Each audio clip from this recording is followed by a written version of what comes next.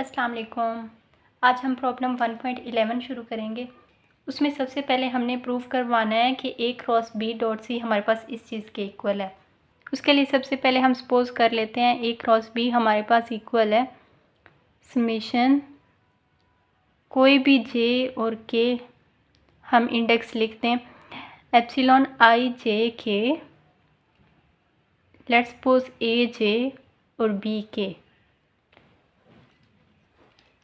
अगर ए cross B हमारे पास इस चीज़ के इक्वल है तो सी के साथ जब हम डॉट प्रोडक्ट लेंगे इसका, तो ये हमारे पास बन जाएगा ए क्रॉस बी डॉट सी हमारे पास इक्वल आ जाएगा समेशन।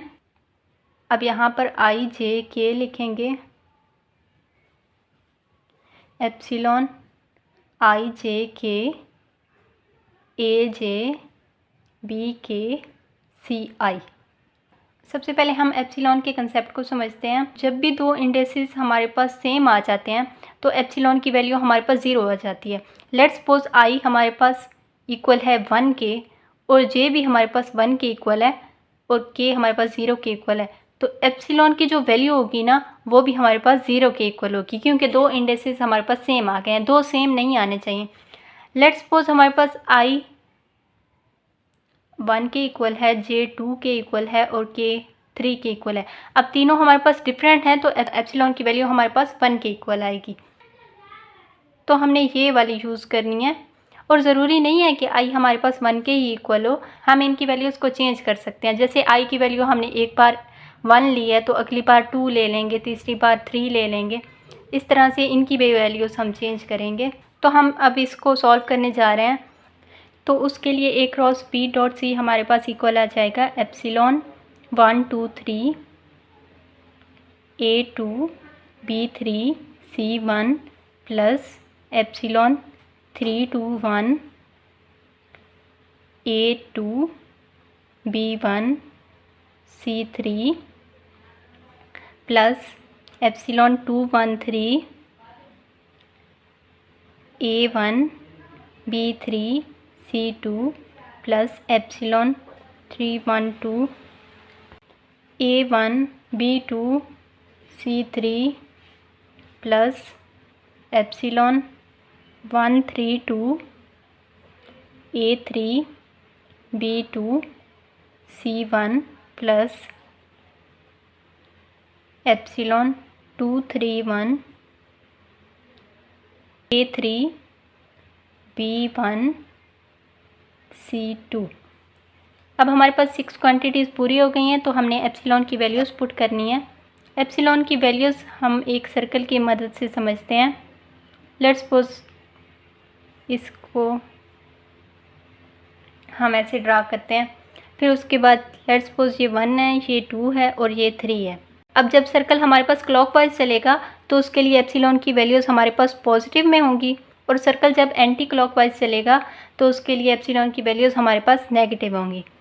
तो एप्सिलॉन 1 2 3 1 2 3 अब हमारे पास क्लॉकवाइज है तो 2 3 1 2 3 1 भी क्लॉकवाइज है और 2 3 1 और 3 1 2 भी क्लॉकवाइज है 3 1 2। तो उसके लिए एप्सिलॉन की वैल्यू हमारे पास पॉजिटिव 1 होगी। और एप्सिलॉन अब हम एंटी क्लॉकवाइज अगर सर्कल को देखें तो 1 3 2 1 3 2 और एप्सिलॉन 3 2 1 3 2 1 और 2 1 3 एप्सिलॉन 2 1 3। इसकी वैल्यू हमारे पास नेगेटिव 1 होगी। अब इसकी वैल्यूज़ हम पुट करेंगे तो हमारे पास A cross B dot C equal आ जाएगा A2 B3 C1 minus 2 B1 C3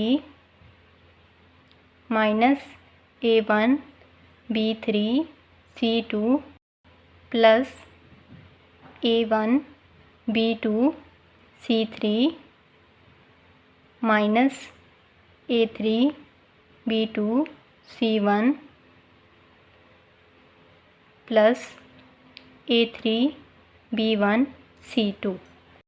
अब हम इसको अरेंज करते हैं तो A cross B dot C हमारे पास इक्वल आ जाएगा।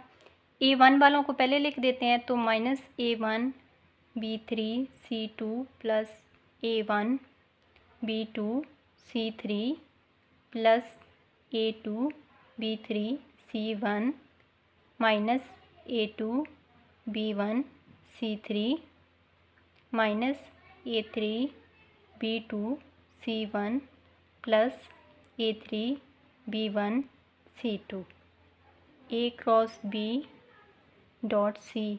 अब हम इसमें से A1 को कॉमन ले लेते हैं, तो A1 into B2 C3 minus A2 को कॉमन ले लेते हैं, तो ये हमारे पास बनेगा B1 C3 minus B3 C1 plus A3 into B1 C2 minus B2 C1। अब हमारे पास एक साइड सॉल्व हो गई है, तो हम दूसरी साइड को सॉल्व करते हैं। दूसरी साइड हमारे पास कुछ ऐसी थी कि A1 A2 A3 B1 B2 B3 C1 C2 C3, ये हमारे पास राइट हैंड साइड थी। अब इसको हम सॉल्व करते हैं। इसको जब हम एक्सपेंड करेंगे तो हमारे पास आएगा A1 इंटू, तो ये हमारे पास बनेगा B2 C3 minus B3 C2 minus A2 into B1 C3 minus B3 C1 plus A3 into B1 C2 minus B2 C1। इसको हम इक्वेशन 2 का नाम दे देते हैं और इसको हम इक्वेशन 1 का नाम दे देते हैं। अब हम देखें तो इक्वेशन 1 और इक्वेशन 2 हमारे पास सेम है। लेफ़्ट हैंड साइड हमारे पास राइट हैंड साइड के इक्वल आ जाएगी। A cross B dot C हमारे पास इक्वल था A1 A2 A3 B1 B2 B3 C1 C2 C3 के। अब अगर हम रोज़ को इंटरचेंज करें, अब अगर हम किसी भी दो रोज़ को इंटरचेंज करें तो हमारे पास यहाँ पे माइनस साइन आ जाएगा। तो A cross B dot C, इसको हम ऐसे भी लिख सकते हैं माइनस, अगर हम C और A की रो को चेंज करें तो C1 C2 C3 B1 B2 B3 A1 A2 A3। A cross B dot C को हम इस तरह से भी लिख सकते हैं। और अगर फिर से हम रोज़ को इंटरचेंज करें तो हमारे पास माइनस साइन ख़त्म हो जाएगा।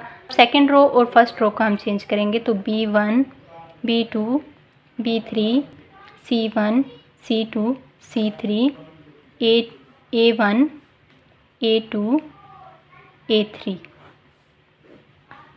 पास इक्वल है B dot C cross A के।